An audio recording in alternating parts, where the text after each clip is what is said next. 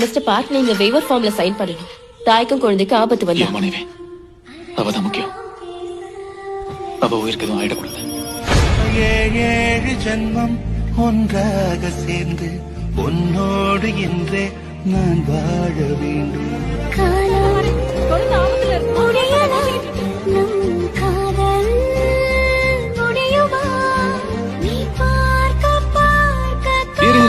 ஒரு கடிப்பட்டு போது உன் கால தூக்கு, கால கிழிச்சிரு போது தூக்கு.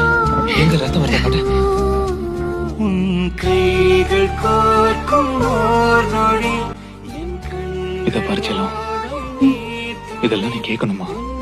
சரின்னு தோணுச்சுன்னா நீ செய்யணும்னு நினைக்கிறத தாராளமா செய்.